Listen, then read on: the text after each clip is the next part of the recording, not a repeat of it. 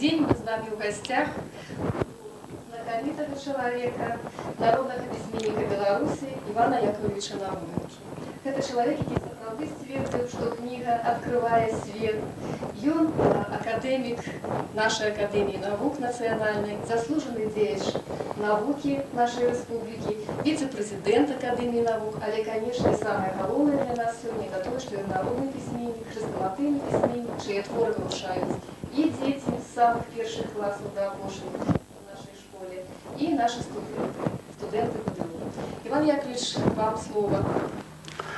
Людмила Дмитриевна на початку трохи мене перехвалила. Я був віце-президентом Академії наук, а тепер, правда, титул мій ще гучніший. Головний науковий супрацовник. Академії? Не академії, а Інституту літератури. Інституту літератури. Так ви, да, ви були директором цього інституту, тепер головним науковим. Віце-президентом. І віце-президентом, так. Да, тепер от така справа. Так що віце-президенти, які тепер працюють, можуть покривдитися, тому що їх нікого не назвали, а бачите мене, які... Я просто посішов, тому що по-взрослому вже не... Ну, Іван Яковлевич, титули даються раз і назавсюди. Ну, так, воно було. Ну, от, а все остальное... Як би це правильно. Правильно, як в этому самому.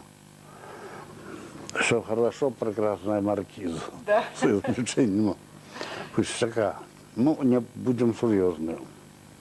Иван Яковлевич, вот скажите, коли ласка, вы написали про поколение юнаков, якія пайшлі на войну, глыбей за ўсіх наших пісьменнікаў. Вот менавіта про гэтых учарашніх школьнікаў.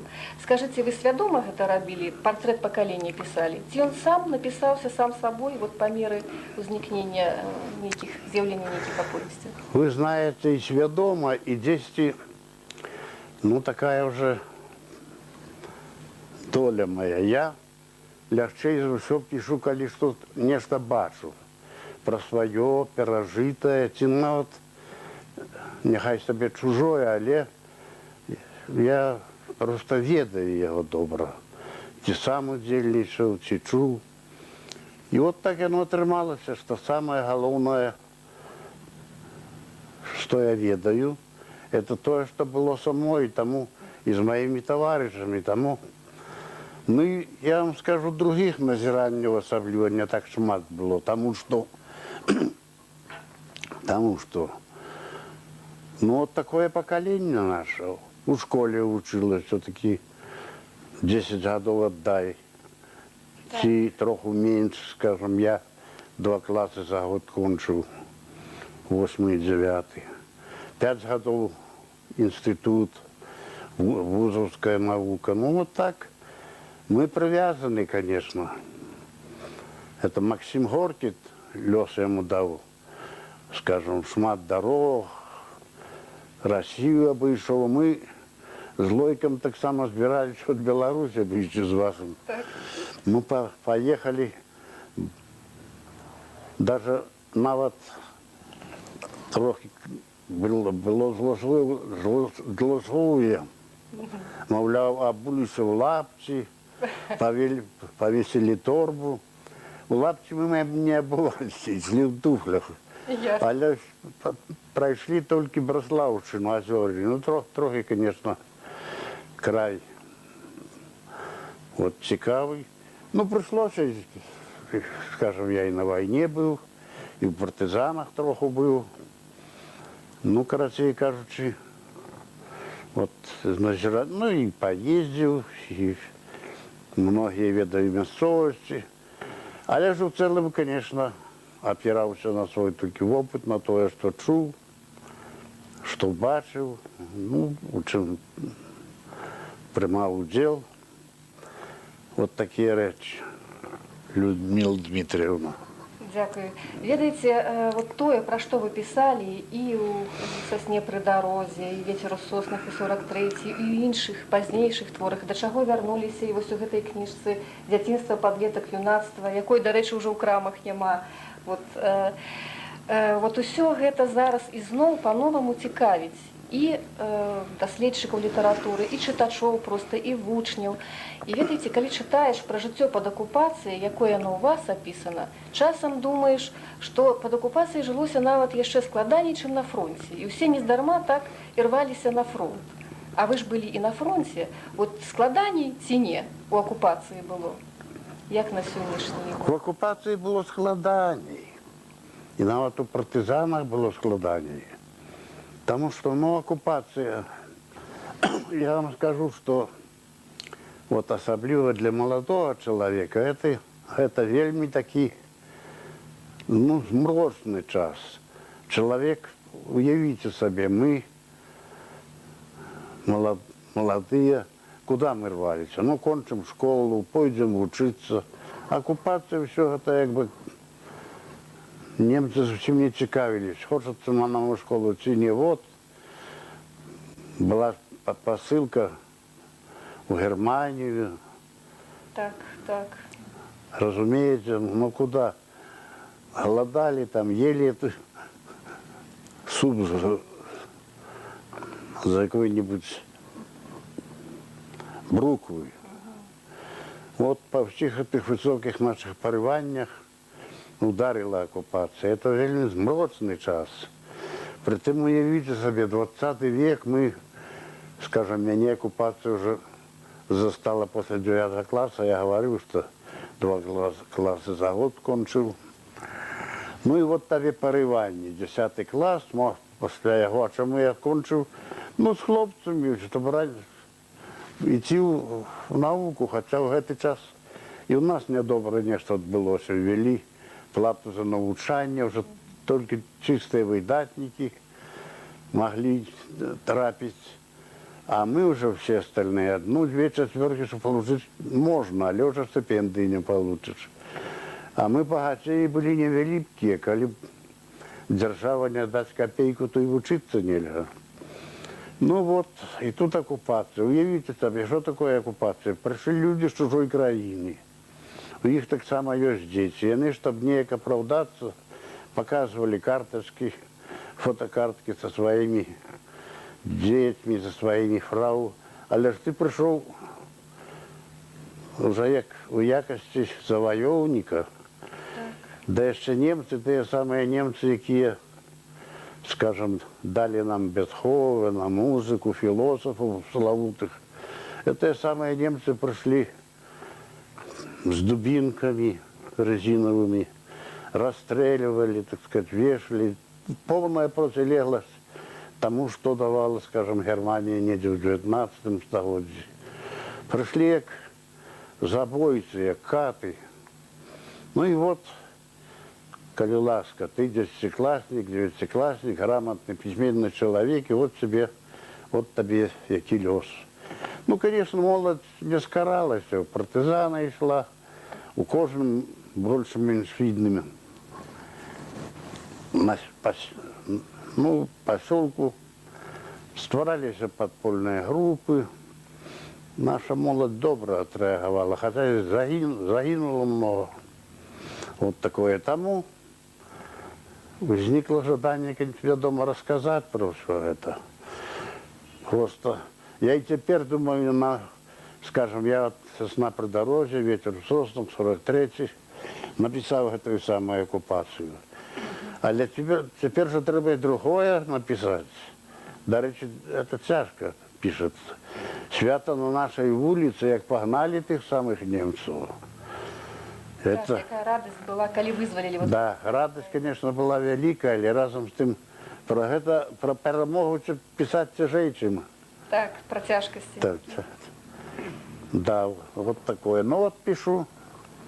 Но вот я не думал, что как-то такая, ну, панорамный твор, а лишь «Сосна придорожья», «Ветер у соснах», 43-й.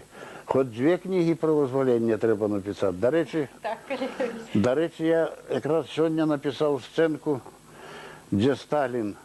Сталіна у мене не було, я до таких вишень не підіймався. Але вже увел Гитлера. Ну так. Я не хочу сказать, что это тому и Сталина, что Гитлера. Нет. Сталін викликає Пономаренко і просто задає питання, вельми чоловіче, чи не почати нам вигнання, так сказати, захопників з нашої землі. У 41-42 годах такого питання нельзя було. А вже от в 43-м після Курської дуги пішло наступлення Червоної армії по всіх фронтах і вигнання німців. Камчаткова німців вигнали у 44-му році, але почали, скажімо, мою місцевість Полесье визволили у 43-му, осінню. Вот такое. И отцепиться от этого нельзя, потому что, ну, садись, пиши. А про что писать? Треба писать про то, что я ведаю, и про то, что в душі сидить. А в душі сидить менавіто это, треба написать. Далее. Як написать? Ну, я могу докладно написать, як визволяли Майя Василевича, я сам удзельничав у этом визволенні. Але ж визволяли і Речицю, і Брянськ, і Орел, я ж там не був. Найти треба форму, як показати. Ну, поэтому, але може нечто зроблю. Ну, конечно, я упевнена, що це отримається. Іван Яковлевич, у вас ваші герої, от уже на фронті, вони читають Канта, Гегеля по-німецьку. Ваш герой читає Гамсуна, Вікторію читає по-німецьку. Конечно, и вы сами писали, и Коваленко про вас писал, и іншие критики, что не треба отосамлювати абсолютно героя Івана Яковлевича з Іваном Яковлевичем. Але у той же час автобіографізм моцний. Вось, скажите, калі ласка, сапраўды было дастаткова много таких героев вот на фронте, якія такую адукацию имели у вас у развитии? Тут я вам скажу, по-перше, не забывайте, ну, это слово може не треба вживати. Ми ж вже були люди фактично середньої едукації. Далі у нас, наприклад, у мене, мої товариші, Іван Довжик, от, Амапрей Брель. Ми чомусь якби зговорилися. Ми ж не ведали, що війна буде. Але ми ще до війни, у нас вельми древно викладали німецьку мову. І ніті вже перед 10 класом ми з жахом відчули, що не вміємо по-німецьку до 10 полічити. Ну це ж ганьба. Ну, взялися самі доганяти. Подручник для 5 класса выучили на зубок, але же так само 900 слов. Это уже слово некое. Ну и еще троху получили. А в оккупации самое главное, мы спробовали радиоприемник наладить, але ж тяжко. І тоді возникла думка, а чим ми горш немців? Давайте то, что они для себя пишут, давайте и мы читать. Ну и, разумеется, все-таки мы с певной адукацией уже были, все-таки некие навыки. А володали где-то на первом году оккупации уже газету читали немецкую. Ну вот так. Говорить не умели. Говорка, разумение, так сказать, такого приходит позднее, але треба добро ведать. Ну, я не ведаю, сколько я теперь ведаю слов, але люблю текст. Могу газетный читать. Конечно, выхваляться за лишнее нельзя. Есть и для меня сегодняшнего есть слова незразумелые, але в целом могу читать. И так мои товарищи.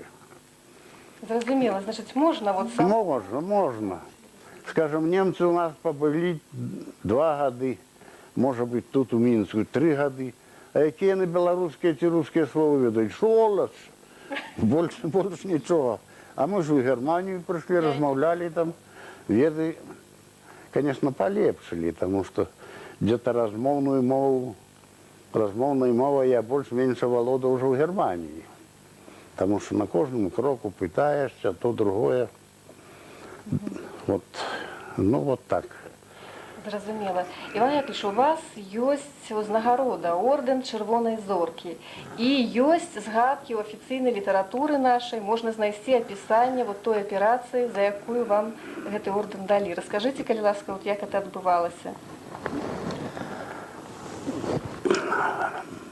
Бо у нас не кожны народны пісьменнік, той, хто сапраўды на фронт трапіў, мае такую узнагароду. Ну, по-перше, червоная звезда, червоная зорка – это не самый головный орден. Там мои дети думали, вот Таня, яка теперь в Москве живет, и выкладывает речи так само, ну, в институте Гнесиных. Так она думала, что червоная зорка – это как звезда, золотая звезда. Червоную зорку давали, это коли уже хочется. Червоную зорку многим давали. Ну, але апісана, гэтая аперацыя апісана ў адным з таму гісторыі Вялікай Адчыннай вайны. Там... Да, разумеется, вот такое здарылось. Я довольно легко себе отчуваю, вывучаю эту историю. И сам нечакано споткнулся, что той выпадок, ну як то на войне назвать, не выпадок, но операция, что хочется, в якой я приймав уділ. Значит, вылилося в то, что мне дали эту червоную зорку. Справа в тем, что у нас это только здарилося в конце войны, немцы користались этим у самом початку. Нарешті стали подслуховувати немців. Это не так складано, скажем, але на першому часі это было вельми, ну, в сторону, в бок немецкой, скажем, ну, есть такая понятие передовая линия, протягивают, это называется усы, протягивают такие дроты, ну, и лежит там от этой передовой метров за 100-200, аппарат весь называется УСП, расшифровать я не могу. И чуешь, ты легко и тут забить, скажем, видать и робишь.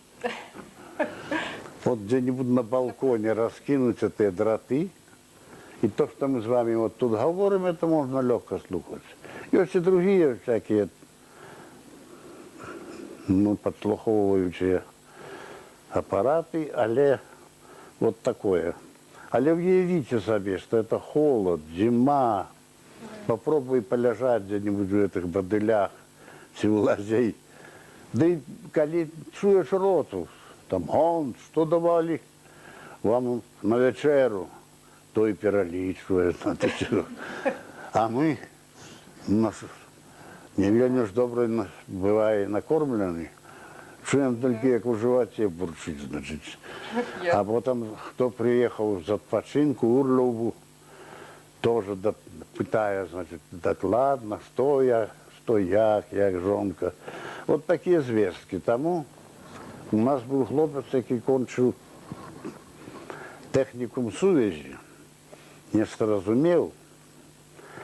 Тому, зрештою, мы наткнулись на решение другое. Это подземные кабели. Немцы не знищали, да для нас не важно было, что знищали.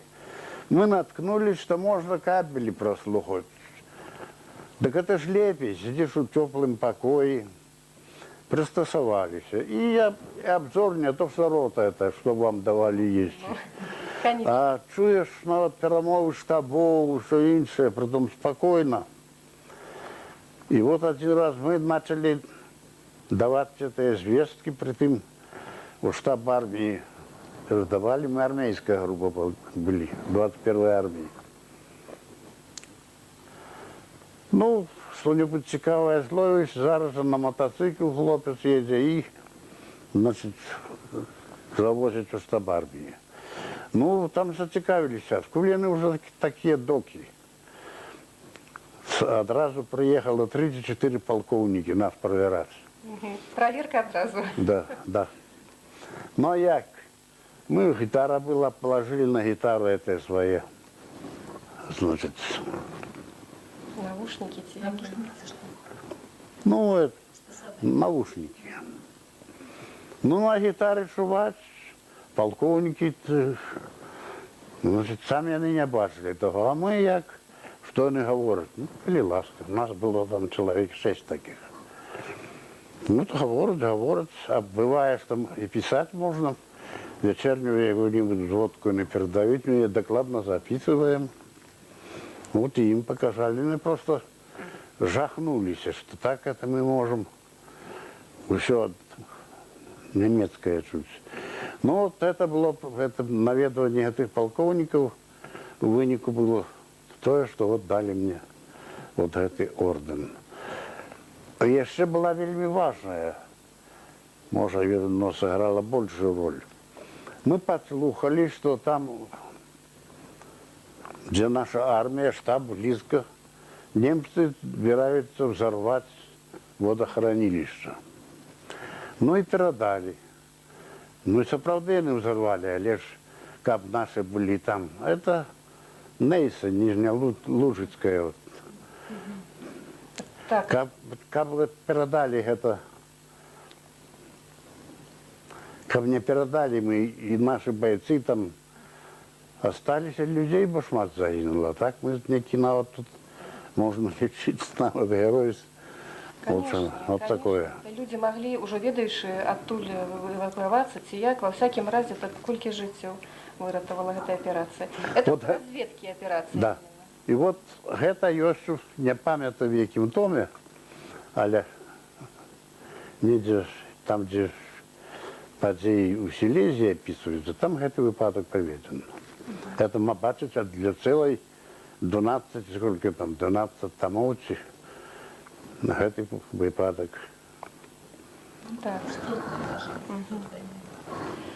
Вот эти полковники нам помогли. Да.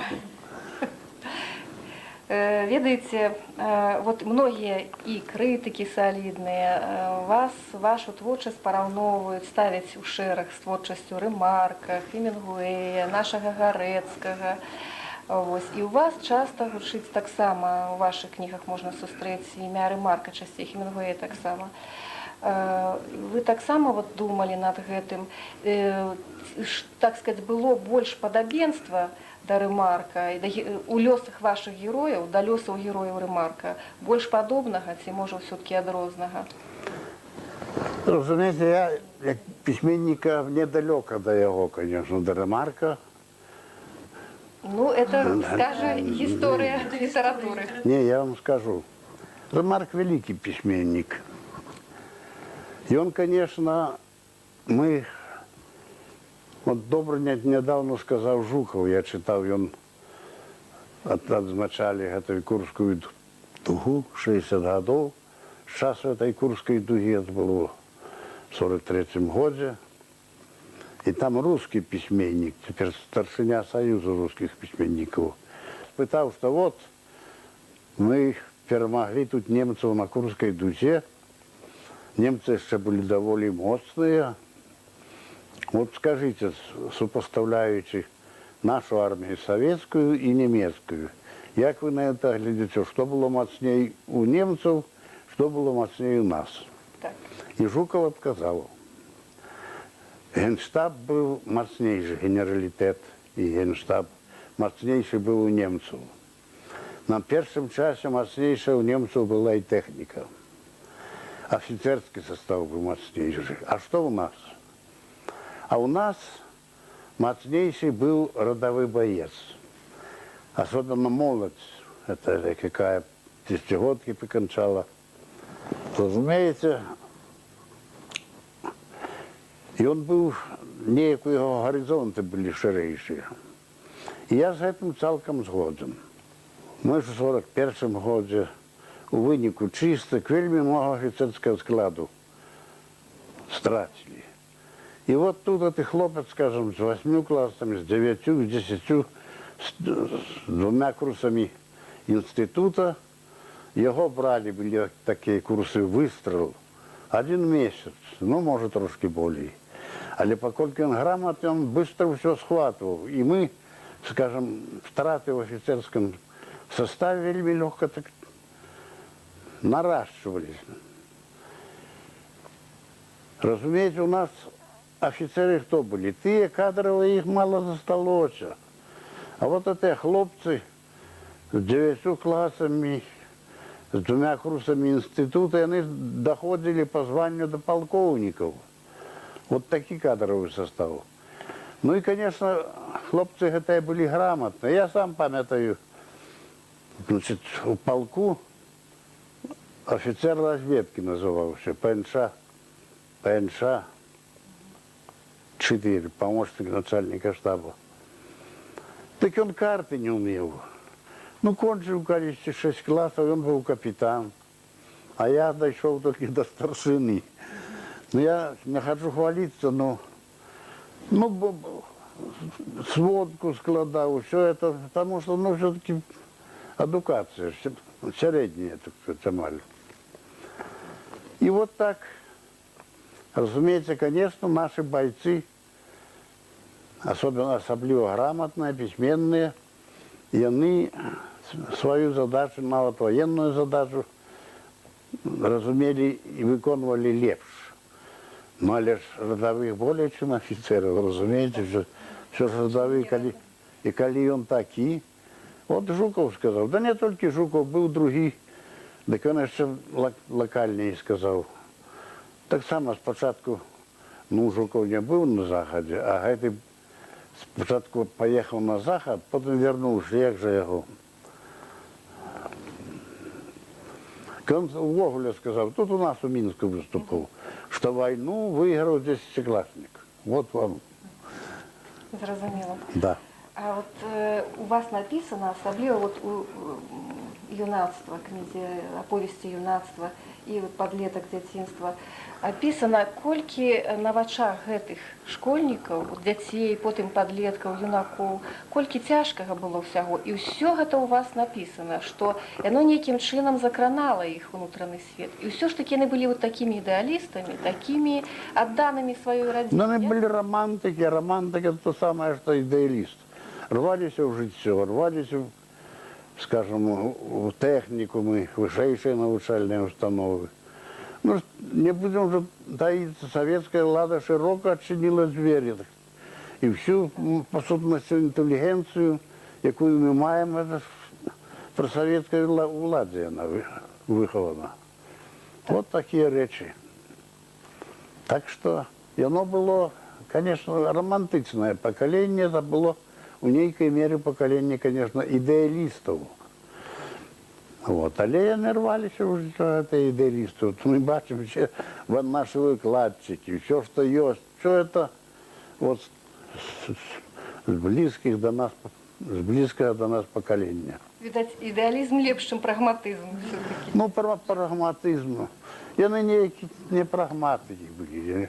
Некоторые, аж ведаю, нават мороженого не каштовали в армии, на фронт.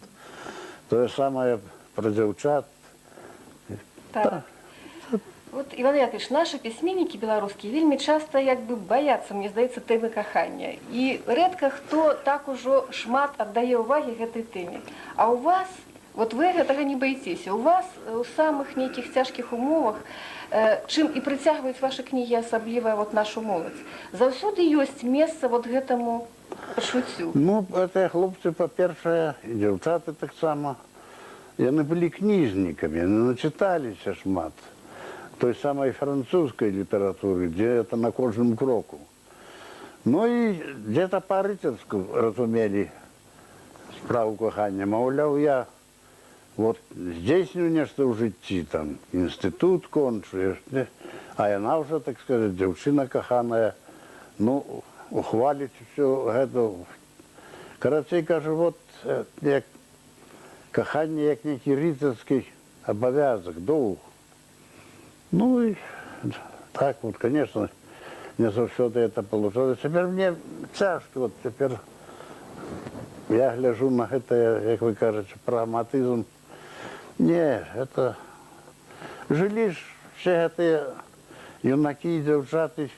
Добра, что могли купить какую-нибудь, ну, курточку, ці що так. Мы жили в той час, коли все это было тяжко здобыть. Где тут уже прагматиком быть. И сидели эти хлопцы и девчаты по интернатах. Карацей, кажучи, нічого доброго вони не бачили. А от были люди так с великим духовным наполнением. Я же говорю, идеалисты, романтики. І перажылі многа такога цяжкага. Цяжкага. І пасля вайны, вот, Да. все равно, нягледзячы на тое, што вы пісалі вот, у інтэрнат на Нямізе, все-таки праглі вучыцца. І вот як цяжка прызнавалі іх заслугі вялікія все-таки, гісторыю падполля. Скажите, калі ласка, ці дакументальная тая гісторыя, якую перажывае ваш герой Андрушкевич з этой брашурай «Клінскія маладагвардзейцы»? Это было с другим. И он, правда, ён пришел в литературу, але завар'яцеў. Яго давно уже нема. И он написал роман про некую ткацкую фабрику. Фильм был, и уже позднейшее выскалялись, что головная идея фильма «Не треба красти казенных ниток». Як його... Была брошюра, она называлась «Жлобинские молодогвардейцы». Книжечка. После сбили, так сказать, ну, может, и он из-за этого крануся розумом. Я не могу вам вот теперь вспомнить, но он был. Теперь его нема. Вот прозвище его, ну, не вспомню теперь, але он есть. А книга докладна. Жлобинские молодогвардейцы. Вот ці правда, што толькі Фадзеева з яго маладой гвардіі прызнавалі доўгі час, а наших падпольшчыкаў... Да, у нас, разумеется, было табу. Вы же видите, подпольщиков у нас было много, в каждом больше-меньше. В Минске их было, наверное, больше 100 групп. Але тут это связано, что это подпольщики, как и разведчики. Разведчику потребна крыша, дах. Вот 17 мгновений весны. Это реально, так сказать, взято. Але это наш разведчик проникнуть, пролезать в СД, в гестапо. Коли ты разведчик, это дозволялось и усвалялось. Але ж тут у нас, коли он был подпольщиком, ему ці нават сувязным партизанским. До речі, наша подполье подобрала разведка. Притым самая сапраўдная разведка, военная разведка. До войны она называлась группа УПРА, это управление разведки. Теперь она называется военная разведка. Але это была, ну, сапраўдная, так сказать, разведывательная служба, и они давали, так сказать, и нам, у тем лику, давали документы, что был, так сказать, вот в разведгруппе, работал разведчиком в тылу советской армии. Это уже так. Ну, а это что партийные органы? Их же бедных расколошматили еще перед войной. Сколько этих секретарей райкомов сидело, значит, мы просто боялись, что тут уже такая атмосфера была. Поэтому не одразу. Потом признали все этой группы, нигде не делись. Вот. Але на первом часе только вот молодую гвардию, якую Фадзеев писал, мовляв, всю країну одна. Ну, это, конечно... Ну, все-таки белорусские литераторы в этом плане свою историю адлюстравали в книгах. Ну, увогуле, я вам скажу, белорусским хлопцам, а что значит мир украинским. Мы ж приграничные, мы войну узнали одразу. Ну вот, наши хлопцы еще трапили. Вот под Орол, под Белгород, дошли. Нават под Сталинград, тут у центре России. Были, короче, кажучи, ну, наши краины, покольки были приграничные, это смак войны отчули ранее, чем. Не треба этим хвалиться, конечно, але ж это так. Іван Яковлевич, а калі вы з войскам трапілі за мяжу так далёка, розныя краіны паглядзелі, не было у вас такой думкі, што вот у іх так усё добра, лепш, чым у нас? Вот у нас усё дрэнна, у іх все добра. Не. Не было? Конечно, в бытовым плане, в інших випадках это было. Но Польша была такая самая, как мы, древляная, раскираченная, такое самое. Но Германия, так сказать, больше такая аккуратная. Але ж мы другое бачили. При всім тим, що у нас, може бути, быт не так видатно був наладжений, ми бачили, що вони, ну як це кажуть по-русски, крохоборствують. От один час у нас у Германії не було курива. Ну, але ми набрали там цукровая фабрика была. Набрали это цукру. Я памятаю, незадоволен был. Я килограмме 2 запер немцы. Это цукру нам не дало 3 сигареты.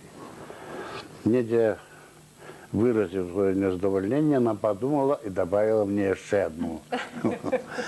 Вот крохоборство. Вот такое, разумеется, и они все не так, как у нас. Дойдуть навіть чужі чоловіки, мої шклянку горілки нальють, все інше. Там немає того ніякого. Сапраўды, вот ваш герой такі пазнавальны, па ім можна пазнаць і беларуса, і наш характар неяк пазнаць.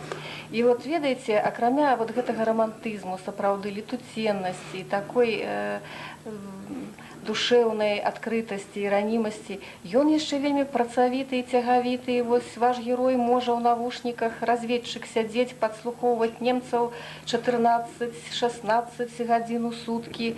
Ці застаўся беларус вот таким моцным, все-таки станоўчым, як бы? Да, я вам скажу, вот мы пришли, переживши оккупацию, пришли в Германию, але наши не займались, они рукоприкладством. Были, я вам скажу, я написал, что нигде не друковал, але есть. Мы стояли, это Пястовская земля, значит, старая польская территория, захопленная немцами давно уже. И они переварили, и там уже поляки, это поляки, они уже не обрусили, а не вешались. И вот мы кончилась война, несли там службу гарнизонную месяца 3, а потом выезжали. И что здарилось? Начальство, конечно, ведало трохи і побаивалось, щоб не здарилося, ну, чого-небудь такого виключного. А воно здарилося. На першому ми на машинах, полк сувязі, завжди немає транспорту. На машинах виїжджали. І от уявляєте собі, уїжджаємо, где-то 1 вечора, прицемок, і тут половина женщин з этого городка йде, і жінчин бальзаковського зросту, і дівчат привалили до этих машин. І не соромяться, плачуть. Я так подумав, а справді, а що їм світило? Хроніка, кінохроніка показувала їх, значить, як тут сказати, мужі, господарі марширують. Вони ж своєї жіночої одинокості проводили цей час. І поэтому ніякого сорому от проводить весь жіночий склад городка, прийшов проводити. Перенесли на ночь, еще больше на то, ночью никто не бачится. Так. Вот такое. Вот так кончаются войны, так сказать. Вот. Так, и вы вот про это написали, а у нас же вельми мало. Я, по-моему, вот Бондаров написал, нечто такое каханье вот нашего солдата, да, и немецкой девчины. Это правда, оказывается, была и у таких? Ну, конечно, ну что ж вы, житье есть житье. Война почалась в 1939 году, в 1945 это ей уже было 6 годов войны. Но это и сидели. Ну что же им робить? При Гитлере это не зробишь. Там были наши люди, лишь за совесть иностранцам, иноземцам. Там моцно карали. А это правда. Так.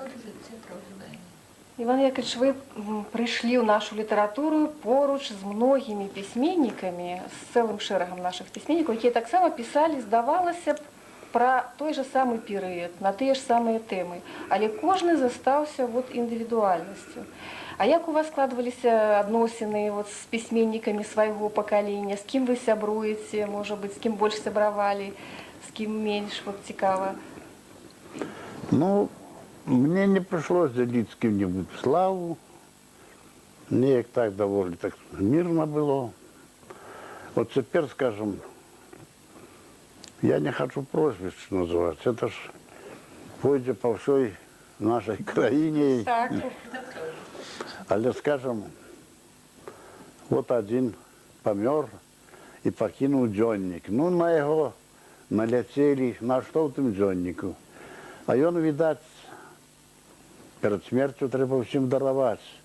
А он наоборот, так сказать, десь, ну, отчув себе покрывдженными. Той такі, гетак такі, это ж. І тим більше редактори, де треба такое друкувати. Це справді, що ж ти вже там не взвисишся. Ну, може бути, десь не добрав чого. Ну, такое редко я бачив, читав дзённики русских письменников і других. Такое не треба, от такое. Некий кар'єризм, навіть доходячи з життя. Конечно, видать, сапраўды, христианские такие повинны быть кошмары. Да. А у вас есть дзённік, Іван Яковлевич? Ну, что мне дзённики, коли, дай Бог, напиши оповедание и друкуй. А пошний час я, правда, у меня есть теперь много чего такого не надруковано. Ну, може, надрукуємо. Іван Яковлевич, у вашій прозі заўсёды ёсць таксама і гумар, што таксама рэдка бывае. Адзнака вашай творчай індывідуальнасці, калі ўжо ўжыць такі тэрмін, можа быць, груваскі, гэта таксама і гумар. А як вы ставіцеся да эпіграм якіх-небудзь у свой адрес? Допустим, у ананімнай паэме «Сказ про лысую гору» там сказано, што усе прафесары, дацэнты перад навуменкам адным, нібыта дробязныя цэнты перад далярам залатым. В Америце якраз быў. Много эпіграм, розных анекдотаў ёсць пра вас. Гілевіч прызнаўся, што это ён напісаў. Ён, конечно, пісаў, і, можа быць, галоўны аўтар. Я сам это бачыў яшчэ. Там ёсць такі, не ўсіх знаеш пісьменнікаў, забываеш прозвішча. Аўрамчык, можа? Не, Аўрамчык памагаў яму. Турнепсы ў воду храбашчу. Это стиль Гілевіча, конечно. Ну, конечно, гумор это... Ну, гумор, я вам скажу, гумор, по-моему, это увогуле для беларусаў некай прыкмета светаадчування. Беларус ніколі не быў залішне багатым, ён жыў, поэтому ён с усмешкай глядзіць на навакольны свет. І калі праз нашу літаратуру, то я уже як літаратуразнаўца вам говорю, прости, то гумор быў амаль у кожнага пісьменніка. Вот бярыце вы ад наших ананімных гэтых паэм, праз Дуніна Марцинкевича, Багушевича, ідзіце далей, Купала, Колоса. Купала ж паэт высокі, романтик, а таксама не мог абысціся без гумору. Возьмите Павлінку нашу, вся построена на гэтых. І, до речі, такую комедію ніхто другий в Білорусі не написав, не здолів написати. Пан Биковський тут, гумор буває, ну, це трошки знешне. А этот сам образ гумористичний, ці в этом, навіть у гэтай комедії. Тутейшие. тутейшие, да. Микита Зносок. Іван Яковлевич, ваші книжки, вот Якуб Колос і Янка Купала. Якуб Колос – духовний облик героя, Янка Купала – духовний облик героя. Яны Премії. теперь уже не духовно, а просто. Просто Якуб Колос, да, Да. і Янка Купала. Тоже не духовно. Это уже выдание. Ничего больше. Так, это видання 80-го года. Так, а гэта... Это я хочу теперь выдать теперь. Да, Яшчэ. да, 82-го. Вот яны былі абсалютна новым словам у нашай навуцы тады. Тады ж сітуацыя была іншая, і прыходзілася вот адкрыць, вам прыйшлося, так аказалася, што гэта вы былі, адкрыць па-новаму гэтых пісьменнікаў. Як пісаліся гэтыя кніжкі? Ну, был у нас ректор Севченко. До меня чомусь ставился, ну, приязно. Может быть, навіть більше приязно. А йому треба були докторы. Ну, що ти не можеш написати? Возьми, напиши.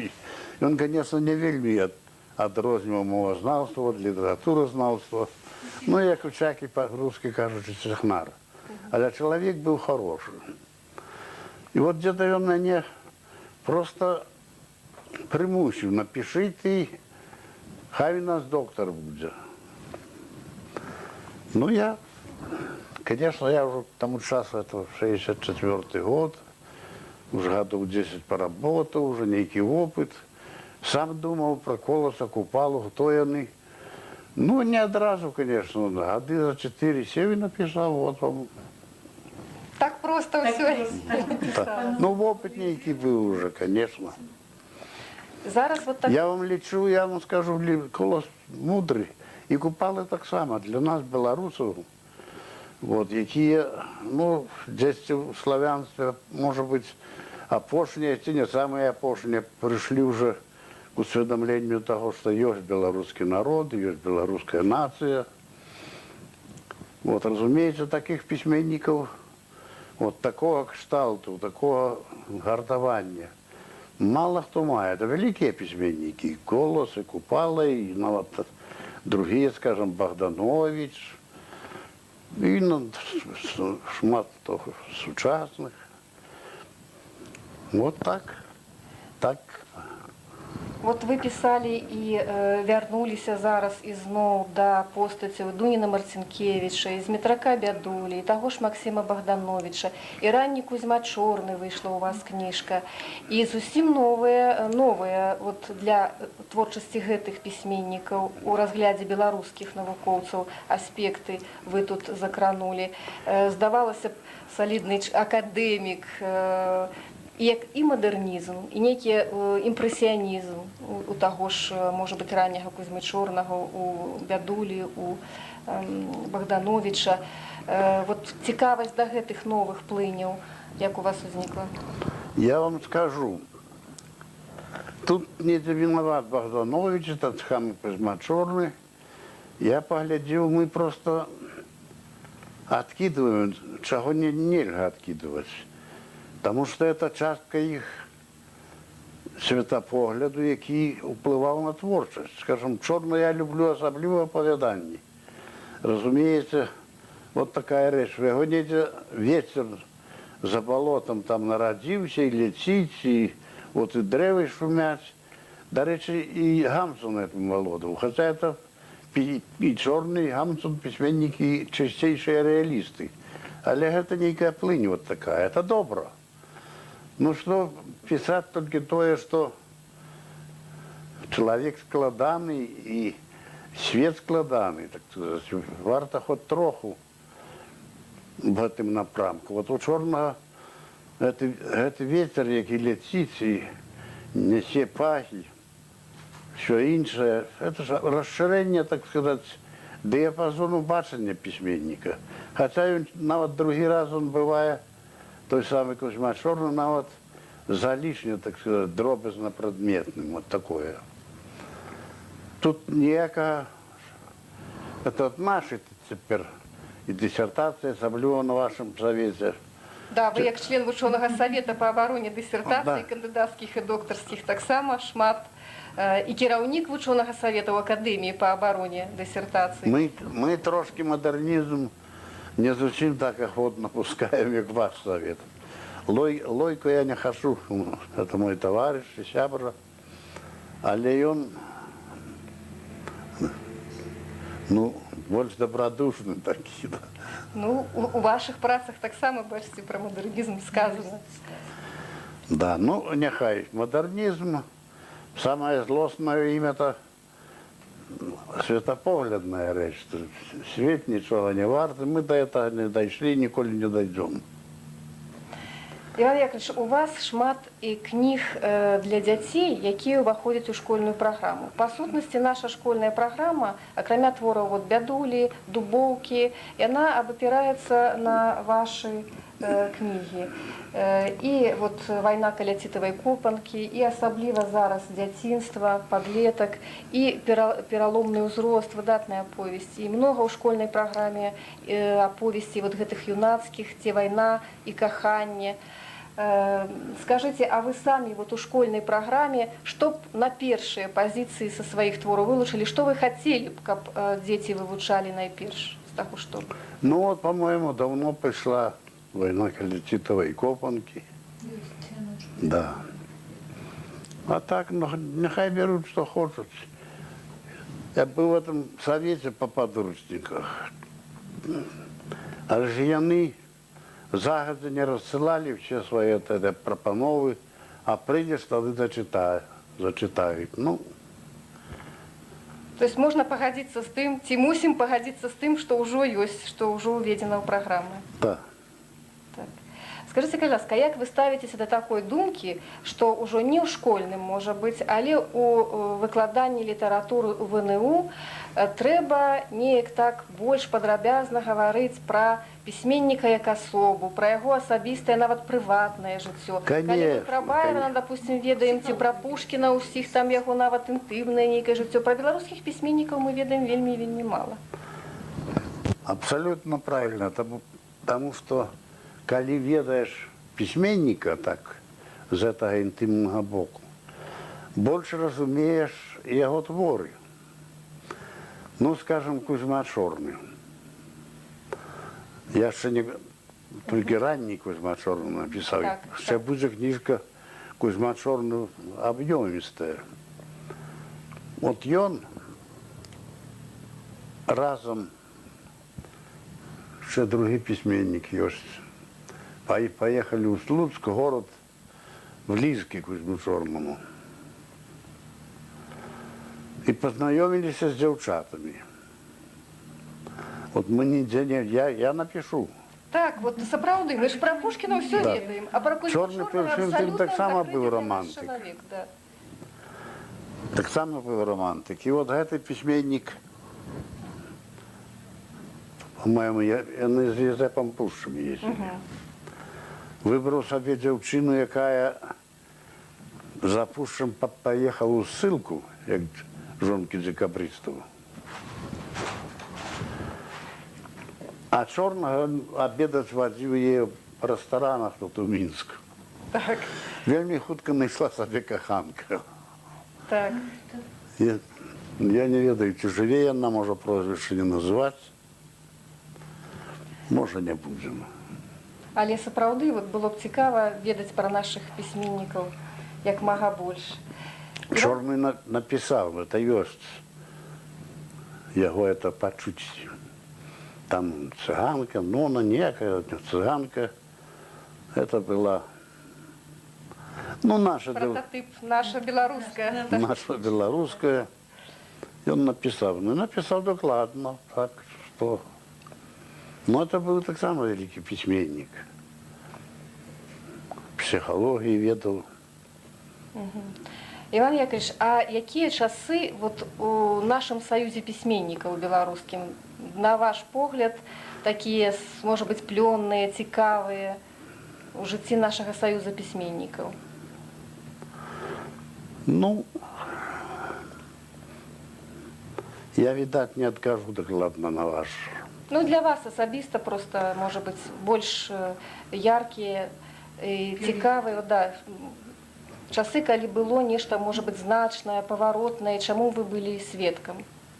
Таму што складаныя часы нараджаюць вялікіх асоб, усё-такі значных асоб, яркіх асоб, з якімі мы звязваем гісторыю літаратуры. Ну, вот гэтыя пісьменнікі старэйшага пакалення, якія яны былі, конечно, цікавыя. Я не хочу сказаць, што яны ўжо апякаваліся малодшымі, залічна малодшымі братамі, ім часу не было. Але, разумееце, яны былі больш-менш прынцыповымі.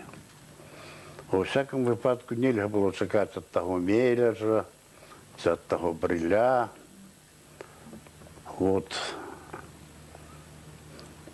Што яны дзе-то хістануліся, дзе-то былі непрынцыповымі. Вот такія, так сказать, рэчы. Ну, так. Шумім, брат, это было заўсёды. Что для вас Гомельщина? А? Что для вас, Иван Яковлевич, Гомельщина? Ваша малая родима. Вот, И моя. Вы отчуваете себе минчанином, або все-таки жихаром Гомельщины? Не, все-таки не столько Гомельщины, колькі это уже Полесье. Полесье. Ну, вы знаете, я не взял в душу Минска. Хотя еще про Минск я ничего не написал, видать, у ближайшем спосягу не напишу. Але Минск хороший город, и местность хорошая, розная, и лесы не горшие, чем у нас на Полесье. Так что переключимся. Гомельщина родима, але неким чином уже и Минск становится родимой. Так что... Так. Іван Яковлевич, вот у вас цудоўна опісана ў дзяцінстве і ў ранейшых творах, колькі для дзіцяці значыць прырода, лес, вот гэтыя Страшэнна птушкі, грыбы, колькі у вас вот сапраўды гэтых пейзажаў розных, гэтага жаўталісця, усяго вот такога прыроднага. Вот цікава, а сённяшняму дзіцяці што-небудзь можа замяніць гарадскому, вот мінскаму? Вот мой Павлик, я помню, это для меня было незвычайно. Мы с ним трапили, ну, грибы. Мы трапили на выключенную местину. Одразу взяли 70, а потом на завтра. И он загорелся грибами, и он теперь уже, когда поедешь, глядишь, он уже перегоняет меня. Ну, конечно, его зрок лепший. Треба. Ну, ён вийшов у гэтую прыроду мінскую. Вийшов. Тады запытаюся, Іван Яковлевич, вы вот по жыцці аптыміст ці пессіміст? У чым вы знаходзіце падставу для аптымізму, для хорошага настрою? Ну, разумееце, где-то чисто асабіста. Я вельмі, по-русски кажучы, подвержен настрою. Вельмі. Але калі можна ў адносінах до такой персоны, як я, сказаць, што який твой светопогляд, я лічу, что все-таки свету збудован так, что ну, на завтра краху його не треба чекати, что он, ну, Бог продумал, ведал, что робил. Ясно. Разумеется, я читаю теперь и вот есть история Христа. Одна книжка у меня на столе лежит, другая здесь згубилась. Две истории Христа. Ну, по-перше, не треба забывать, что ще й до гэтага часу тягнутся спрэчкі, ці реальная фигура Христоса. Это вельмі магутная фигура, и раней люди таксама были не дурные. И они, коли выдумали так фигуру Христа, Так. а теперь они взяли и в Библии, и в Евангелии залишне много, так сказать, сторонок, где цуды. И теперь нават церковники хотят очистить. Ну, цуды цудами, скажем. Але коли Христос сказали ему, что вот там человек, хлопец, сын якого-нибудь там згвардейцев, бесовства, у ему селилось, он сказал, иди, твой сын уже выратаваны. Ну, конечно, такого ён яго і не бачыў. Залішне много цудаў гэтых. І цяпер самі церкоўнікі хочуць, чтобы это было правдоподобно, ближэй до природы. Но як-нибудь все-таки Христос это так само міф. Мифология. А у Воглю, конечно, фигура могутная. Шкода, что вот мы в своем детинстве, я лечу, в своем юнацтве, это на литературе сказалось, сколько было сюжетов. Мы это христианство не ведали. Я помню, дед мой был вельми таки, ну як-то цікавився. І всі казанні папа ходив в церкву, переказував мені. І водив на сповідь, я сповідався. Где-то 8 годов попадал лыжечку, это Причастя. до причастя. Я сказав, дай jeszcze. Ясно.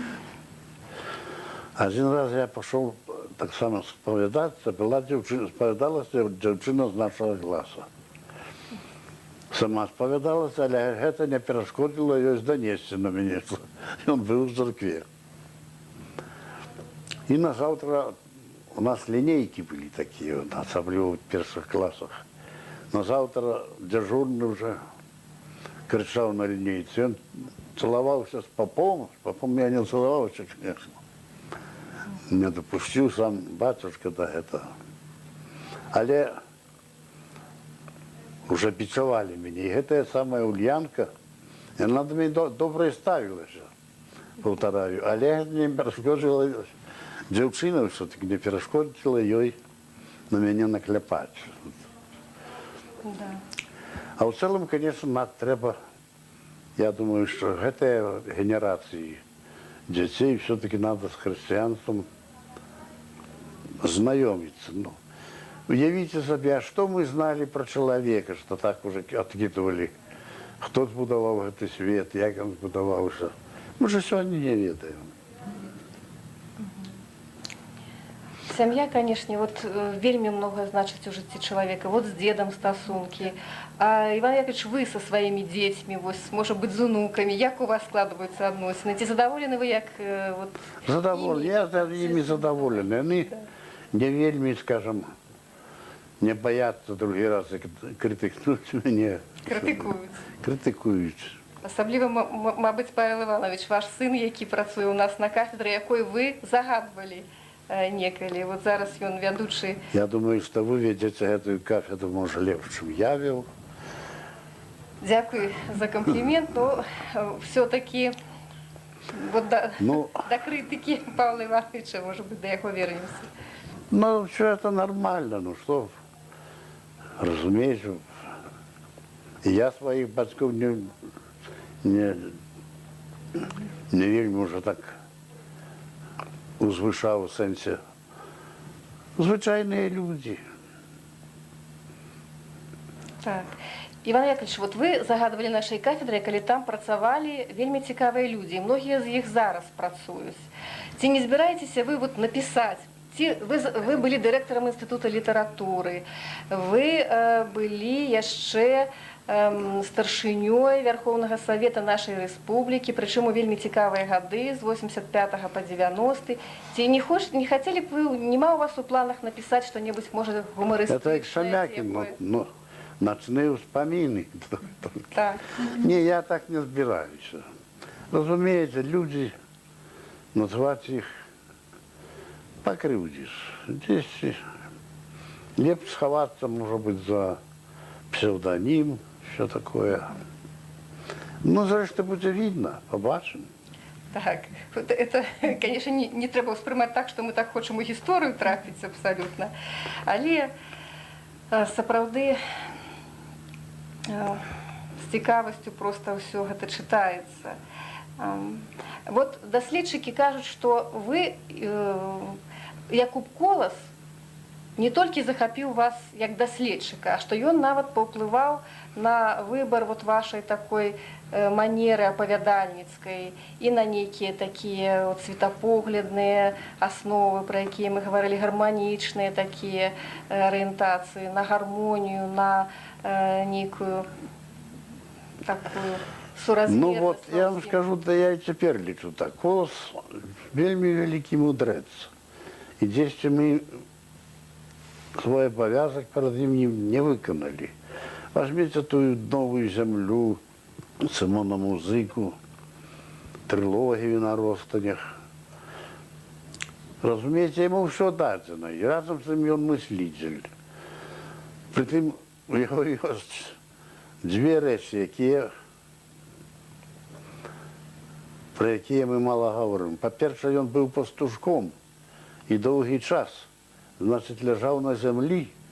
І ні один письменник не має стільки характеристик от всіх цих кузурок малих, жуков, як Колос. Колос бачив і там, казки життя з цього виросли. По-другому, он был великий дипломат и мудрец. Хто, скажем, визволив наставників, які приймали уділ в нелегальному з'їзді наставників. Повикидали всіх з праці, не ходили, як самі себе називали, огризки. Що зробив Колос?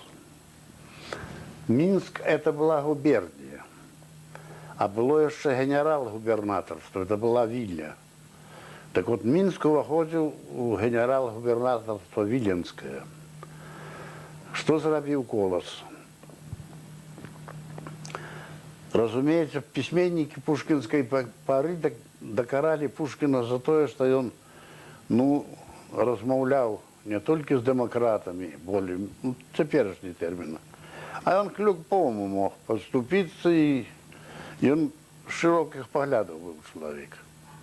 Не за таким був Колос. Він зайшов, видавалася газета, скажем, Мінська губернатор. І Віленська генерал-губернаторська. І він зайшов в редакцію цієї газети, написав некое оповідання, і подумаєш, йому дали білет, що він кореспондент от гэтай віленскай генерал-губернаторской газеты. И он зайшоў у губернскую газету Минскую, сказал, я вот корреспондент, показал. И тут написал, что як гэта было з'езд, что собрались молодые хлопцы, якія любили выпить. И добро таки взяли, а потом гэты протокол написали. И все. Орган губернатора нечто значил. Так. И справу наставников спынили. Это была звычайная пьянка. Ну и вот. Выратовал. Так. Вот никто вот про это не говорит. Колос уже сам рассказал. Ну, рассказал сам, третья повесть на русском. Так. Вот зараз у нас такая задача ставіцца перад намі. Беларускую літаратуру як мага шырэй і паўней уводзіць у сусветны кантэкст, неяк супастаўляць з творамі замежнай класікі. Для гэтага, канешне, трэба быць вельмі кампетэнтным чалавекам, знаўцам і іншых літаратур. Вось, вы пачыналі ўжо гэта рабіць у свой час, і Сельму Лагерлёв успаміналі, калі пісалі пра Коласа і многіх іншых. Сапраўды у нас ёсць хорошыя, так сказаць, шансы, магчымасці годна прадставіць нашу класіку в сусветным кантэксце. Я вот недавно зноў прозвішча забыў. У Брэсце ён, выкладчык з Брэста, пераехаў у Амерыку. Леякумовіч? Да, Леякумовіч. Ён калісьці напісаў рэцэнзію на, по-моему, на гэтую глыбінь жыцця. Я надрукаваў у Ліме, я не быў у Сталінграде, но на вайне, у час вайны не быў. Напісаў Сталінград, як я бачу. Зноў жа сыходзячы з світоадчування беларусаў. Дівекумовичу это спадабалася, это сталінградскае апавяданне. Ён звярнуўся да мяне, давай я перакладу, та гонарара табе не будзе, нічога. Я подумал, ну хочешь, так перекладай. Не сумею, не поспел ему отказать. И он переклал, у меня теперь есть. Это газетка некая, американская, зместила. И я подумал, что сапраўды, как я, скажем, частей, может быть, именно наш погляд, потому что они друкуют, хапаються за... Випадково часто. Не тільки випадково, а й за такі речі, ну, які межують з покров. Все дренно, так от коли ласка. Кон'юнктурне. Але ж Америка сама удзельнічала ў вайне проти Германії. Як там удзельнічала, там суперечностей много, але ж удзельнічала. І бачите, гэта апавяданне цалкам написано з наших, так як ми говоримо, позицій. Ну, американцы надрукавали. Хай друкують, на здоров'я. Іван Яковлевич, а вот якія з перакладаў ваших твораў на замежныя мовы, які пераклад вам падабаецца? Потому что часто письменники застаюцца незадаволенымі, як перакладзены мастацкі Ну, тэкст. по-перше, у мяне не так шмат. Вот, потому что говорят, что есть письменники-революционеры, есть письменники-охранители. Ясно. Но я не хочу, чтобы рассыпалось это самое. Коли уже на то и пошло, может быть, широкому, тут уже не читачу, а слухачу, и не обовязково это ведать. Но я лечу, что всякая революция, так же, как война, лев дренный мир, чем это доброе, многое меняет. Ну вот так. И поэтому до всяких этих особливо крутых перемен. Хай лев будет, Больш как моя мать говорила, хоть по крыше да капусе. так, каб усе жывыя здаровыя. Іван Яковлевич, вельмі важна, каб кніга пайшла шырэй, далей, каб большая колькасць чытачоў з ёй пазнаёмілася. Вельмі важна, каб яна была перакладзена вот на рускую мову. Ці былі ў вас пераклады, хто вас перакладаў? Ну, мне особливо з русской мовой пошанцевало. Мне першие переклады зробив такий авторитетный человек и для нас, и для русской литературы, Евгений Мазальков. И он перекладал мои первые сборники оповедания в Москве. И он перекладал, по-моему, и «Сосну при дорозе», и «Ветер у соснах», и 43-й. Ну, с его легкой руки и пошло. Потом уже перекладали Горбачевы. Это семейство такое, они стояли близко до выдавецтва «Советские письменники». В этом выдавецтве я не лічив, не думав, що задати що таке питання. Але в этом видавецтві до 20 моїх книг, які перекладені на русскую мову, у меня более чем 20 книг, но 20 были перекладены. Наибольшая колькость вышла советским письменникам. Вот нельзя. Ну а так во всех выдавецтвах я вот по книжце имел. В советском письменнику, скажем, 20, а может всех разом, я не надто подличивал. И дед Гиз, скажем, война коллективовые копанки выдавал, и один раз, вот я удалось среди наших классиков роман «Газет», это чашка была, там такая варта стоит, что... Значит, и в этом, дед Гизе, в роман «Газете», ну, какие еще есть? По-моему, я и во всех остальных, там, по книжце, не шмат. Вот это молодая гвардия, друзья, товарищи. Да. прыгожая была. Она обшарпалась. Да, ну, Я по-моему, несколько так, разов ага. подписные выдания, не вот это уже продолжение Ось. к журналу «Дружба народов». Это они чем добрые, тем поглядите тираж, який там 500 тысяч. Не тираж. Так, поглядим. Да, 265 тысяч. Вот гэтые. Ну, это несколько. І ось так само, так. Один з апошніх, мабуть, з больш новых перакладаў. Вот, скажем, и тут. И книжка полкилограмма с килограмм.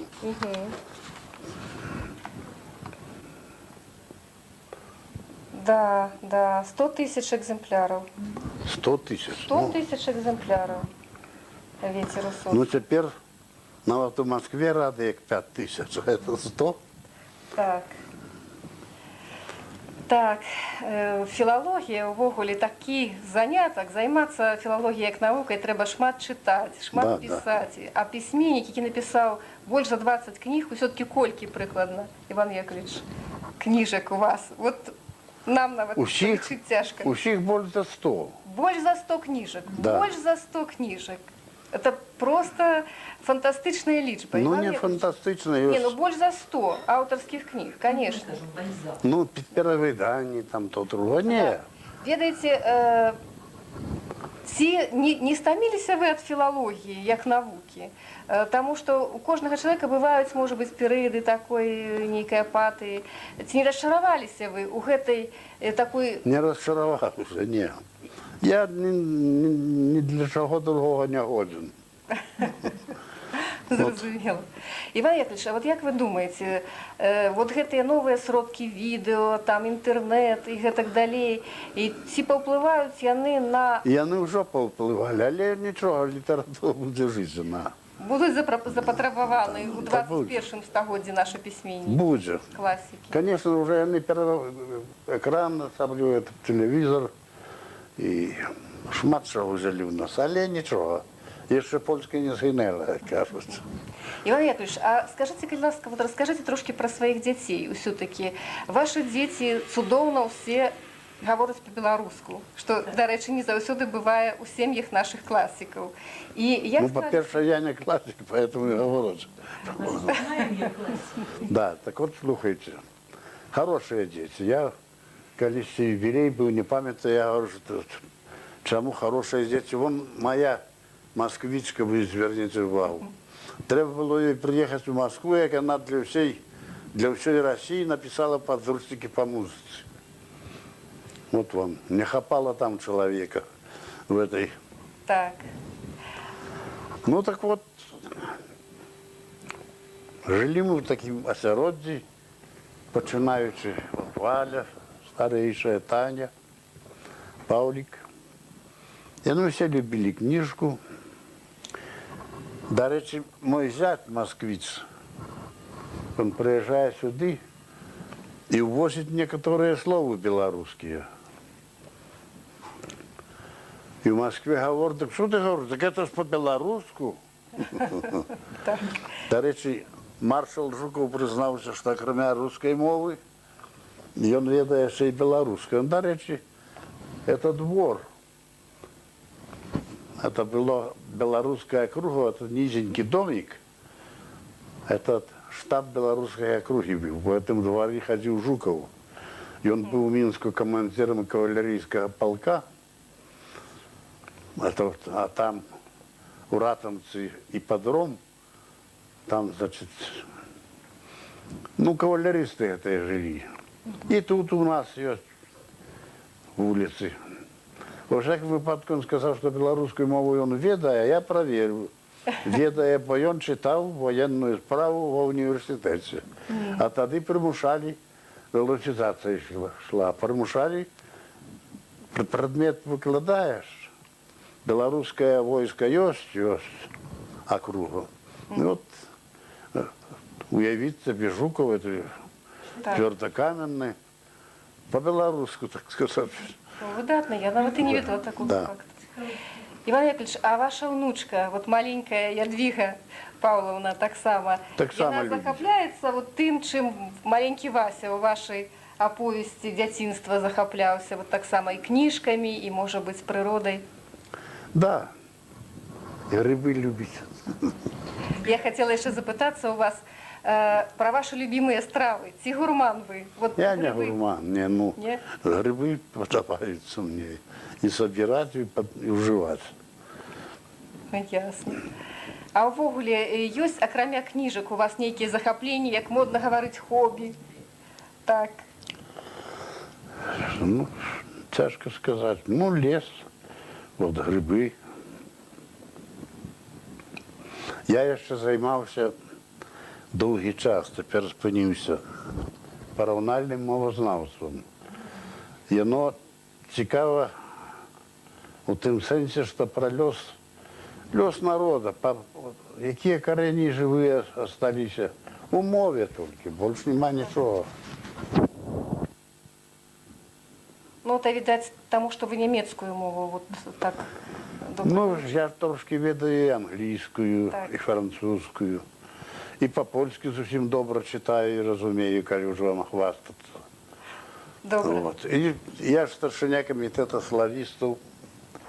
Так вся эта славянская краина, ну, больше-меньше я ведаю. Конечно, ту самую сербскую сходу не прочитаешь, але вот так, коли ходить, коли будешь что-нибудь ведать.